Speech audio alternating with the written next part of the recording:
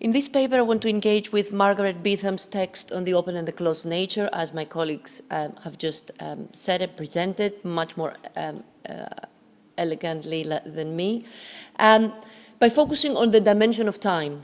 More specifically, I want to focus on the visuality and materiality of periodicals, the quality of the paper stock, the size of the pages, the method of printing, the binding, but also the value of the design of the covers, and importantly, across a double-page spread.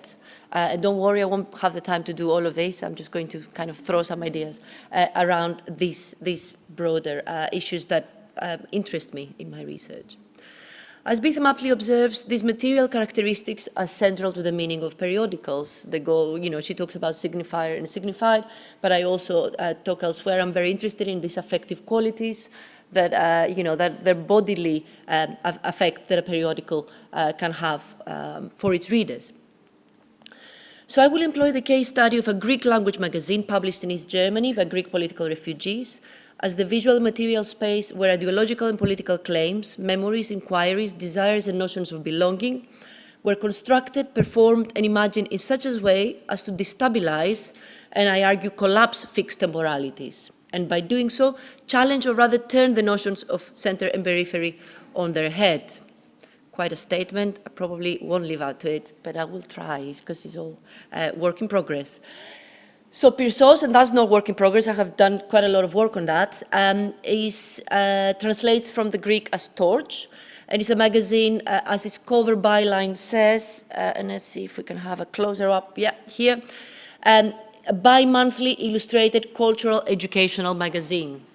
And I'm holding on a couple of issues that I might bring, just to give you an idea of the actual physicality of the magazine. You've seen its color covers there. It was printed between 1961 and 1968 in Dresden of East Germany. And it was printed by Greek political refugees, former communists and sympathizers from the exile, initiated by the Exile Communist Party of Greece, and supported by the Socialist Unity Party of Germany in East Germany. So it's all printed in Dresden, but very interestingly for this magazine is, and generally for refugee magazines, is being distributed across both sides of the so-called Cold War borders. Pyrsos' readers were holding, opening and closing the magazine across both sides of the Cold War. Its main circulation was amongst the Greek young and children, Greek refugees, political refugees in the former democratic republics, Hungary amongst them, Romania, Poland, Czechoslovakia, and the Soviet Union. But also it was distributed to the West, and here USSR in construction is also a very good example to note back into a keynote, because Pyrsos was published amongst the kind of foreign language magazines in East Germany. So it went to everywhere in Western Europe, from Switzerland to Austria, and of course West Germany, to Australia and Canada, to Greek diaspora, everywhere apart from, you guessed it, the United States of America. Everywhere else he actually went in smaller numbers. As I said, primarily he actually was meant for the Greek political refugees. So let me show you. That's another cover from '63, and I might have to go back to that. It's not a very. And that's a cover from 1962. Abstraction, modernism, this kind of, definitely unexpected visuals for the 60s in East Germany periodical production, and I've done a lot of comparative work on that. So, and also, of course, to the Greek diaspora or the Greek periodical production altogether. Here are some numbers, quite small. Don't know if you can see it, but it's just to give you an idea of between 61 and 64. I've got the whole corpus of the magazine from 61 to 68, just indicative contents, if you like, that the three main strands were talking about Greece, introducing Greece and the life in Greece to its readership, political life and struggle, history, a lot of travelogues, literature, extracts, architectural, I will show you actually some of these rather than talk about it. Fashion, so a general interest magazine. So the three strands were about Greece, about the life of the young political refugees, their achievements in socialism, and of course as a result, the achievements of socialism, as well as the liberation struggles across the world. So there is some sort of I've recently published on that, this notion of metonymy, of identifying with the liberation struggles across the world in the 60s as for the Greek diaspora, for the Greek political diaspora in the socialist states. And here are some spreads dedicated to youth. Here's a children's magazine, which I am going to read about that. So as I said, it featured travelogues to Greece, the socialist states, and the West, as well as literature and poetry extracts. The breadth of Pyrsos' context depended on access and availability, as well as on the interest and ability of its editorial board, which were largely Greek intellectuals based in Dresden of the GDR. While at the same time the magazine reflected the diversity and desires of its readership, as is evident in readers' letters that I found in the archives, as well as printed in the magazine. Of course, that's always debatable, but I've interviewed some of its readers, so it was that kind of project of belonging and repatriation, as I will show in a minute.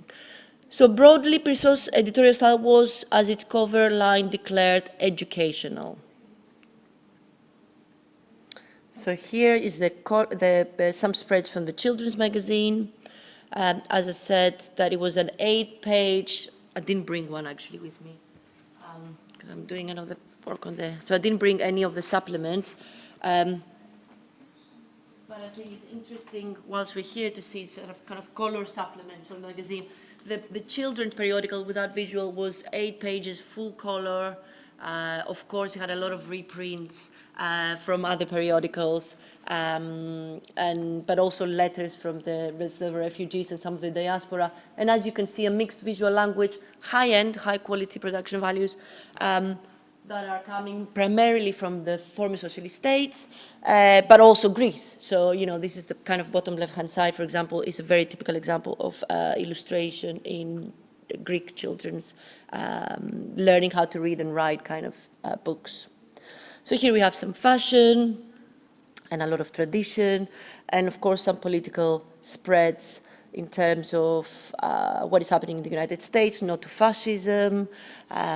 We've got the diaspora, the Greek diaspora, on the side of the refugees in their struggles to repatriate. Travelogues, a lot of Greece, a lot of Greek color. You can see the spreads here. And this is the kind of solidarity with Vietnam, Algeria, in other words, the liberation struggles in Africa, etc. Okay, so large article extended, okay, this is where Pyrsos' design layout was almost exclusively conceived and functioning around the unit of the double-page spread. As such, most features fitted perfectly around 2 pages, designed on a flexible 2- and 3-column grid. Sorry, there we go. Large article extended to additional spreads and less often spilled over to meet the next feature across the same spread. Typically for illustrated magazines, at the time when an article went beyond the length of a double-page spread, it continued on the last pages of the magazine. Working to limitations, such as limiting the space of a feature to a double-page spread, was creative and time-saving. Such limitation to fit content around a spread provided a template at the same time as the flexibility and speed in the production of Pyrsos. And there's a lot of issues around production, which I'm not going to get into. Further, the editorial design that encompassed the double-page spread allowed for the placement for large photographs or photo stories. Significantly, this design created a space for readers to compare and contrast images, forms, and ideas, and as I discuss here, temporalities that destabilize the idea of center and periphery. So, for example, I have here a spread that it talks about amnesty for the prisoners in Greece in the 1960s. That's the article that finishes on the left-hand side. A page with the old woman and the donkey from a quintessential Aegean landscape, and a poem that refers to the house where I was born. So, we have the temporality of the 1960s on the left hand, on my right, 1960s Greece, an image that refers to old Greece, traditional Greece, but also is an image that they claim that is still happening there, so it's a backward country still in the 60s. And then a poem that is referring to the past, you know, but also to this notion of belonging in the past. Here's another one that on the right-hand side is an article about student movement and the police oppression in Greece. So you can see the police officer hanging the youth. On the left-hand side, you see 3 proud recent graduates at the University of Dresden, political refugees who just graduated, and they're photographing, they're being photographed. And that's the previous page. That's the next spread of the same article. So here the magazine interviews the 3 proud, well-suited recent graduates in Dresden. And so that contains the interview, but the interview is illustrated with 2 landscapes, quite abstract, quite kind of timeless, quite non-relevant to the interview. What I want to focus here is not only in the way that the magazine is using the spreads, is employing these kind of different temporalities, the use of images and text, but also in the use of its captions. So here, for example, we have a caption that says, in Greek, instead of a caption, I mean, if you cannot see, there's a village road, empty, and then there's big, glorious mountains. And instead of a caption, we have a Greek kind of demotiko, traditional song extract that says, "Joy to you, high mountains, you always dressed in green, you never age, no matter how many years pass by." Thus, we have the eternal mountains that stand as a symbol of a national destiny, a call for the young refugees' repatriation to the homeland, where they will be offered the ideas and skills that they have gained in the socialist states. At other times, and here's a front and back cover, the green landscapes transform into a symbol of resistance, as seen here in the examples of the mountain on my left. And then if we see here, sorry, I will go, oops, I think I'm missing a spread. Yeah, I'm missing a spread, so I will stick to the mountains. So here we have the mountains on one side, on the left-hand side, and we have lyrics from a song that says, "Come on, partisans," on the right-hand side. So it's almost like this idea of, you know, there's a dialectic between, you know, on the spread, on the unit of the spread, but definitely also in the use of the front and the back covers. I had one more image to demonstrate that, actually. But here I will say that front and back covers, and that's what I will show, the front and back covers, were used a lot of the time as one unit. My hypothesis is that, you know, it was kind of also a call for the cover to be used in the refugee associations, to be used as a poster. And that's something that is not happening in other publications at the time, neither in Germany nor amongst the refugees publications, but is being confirmed by this, which is the use of a postcard in one of the back of the covers. So we are kind of start seeing the covers as an extension of the openness and the closeness of the magazine, something that belongs to the reading, you know, the materiality of the objects, but belongs to the reading, and obviously the lives, and the way that the readership is called to engage with it.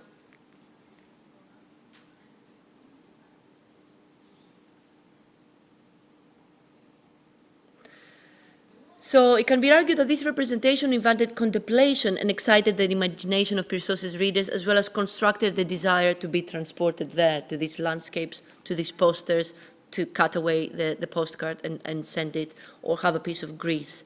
This might be the reason that the cover depicted offers materiality to be cut out and used as a postcard. Pyrsos' production choices played a determining role in the ways that the magazine was received. The designs and materiality of its glossy full covers that often extended the compositions and encompassed the back of the cover were further an unusual design choice. Hence, what I'm demonstrating here is the idea that not only the periodical is the most time-oriented of print forms, as Beetham notes, but also because of its format, the juxtaposition and design of the magazine, and the design layout of the double-page spread is the way that how the formal qualities of periodical are shaped by particular relationship to time. So I would add here that within and outside the material boundaries and the printed object of magazine itself, we have this notion of destabilizing time, and especially in the bigger project than what I'm trying to do, and that's the direct relation to the periphery and the center, which is kind of destabilize this bipolarity of a Cold War. So, you know, not start seeing about, you know, the Soviet Union or the US, but start to kind of seeing networks, refugee, migrant voices that can speak to this relationship of the Cold War. So as I'm sketching out in Pyrsos magazine, time, visuality, and materiality are shaped by different and simultaneously diverse temporalities that included the suspended time of the refugees' lives in socialism, of the economic migrants and the Greek students in the West, impacted by the past memories, narratives which were constructed, imagined, as well as lived and experienced, struggles of the past. Here, you know, the mountains stand for the partisanship and also of the Civil War and of the World War II. We're talking about this tension between socialism and capitalism. We're talking about a refugee group that lives in one but dreams of going to another, but not because of ideological reasons, but of reasons of belonging. So so I have to admit, in response to this paper, I wrote a whole other paper about center and periphery. And then my paper became so big that I collapsed both of them, and it's the presentation that you see here. But it's this notion of center and periphery that it kind of drives that temporality of the always challenging which one is the center and which one is the periphery for a diaspora that looks to belong into another space.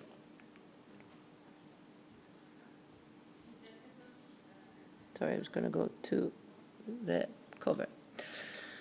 So the design and materiality of the glossy covers that extend the composition, and everything that goes beyond the cover line, the postcards and the inside of the double-page spread is what extends the materiality, the opening and the closeness of the magazine. In so doing, the magazine challenges the notions of the periphery for its expatriate readers, while endeavors to actively and discursively prepare them to dream of a different future upon repatriation. Here, of course, are issues of mobility and immobility, but again, that's another paper that I can't come into, but also goes into, you can see I was trying to do too much in this paper, way too much. So I'm going to wrap it up, but I think I've given the kind of the essence of what I'm trying to do in relation to visuality. Pyrsos' editorial strategy utilized the productive and often dissonant character of juxtaposition in order to evoke particular impressions on readers and produce specific ideological and national cultural effects. I argue for the design surface of the magazine, of its visuality, of its materiality, of the object itself as something that you're holding, that you can put its cover on a refugee association or on your window, but also that you can cut a postcard and send it to somebody else as a piece of something that is beyond its materiality. Greece, in this sense. The message of the format rather than the message of the text and of its visual and material production. In my example, the magazine as a message is a message for the prosperity and achievements of the refugees in socialism, but also of the desire to return. This representation functioned as palimpsests of past activity, ignited historical remembering of individual and collective life, mapped and constructed memories, but also imagined they were a call upon, to act in the present, but also to find themselves in terms of physically back to Greece in the future. Thank you.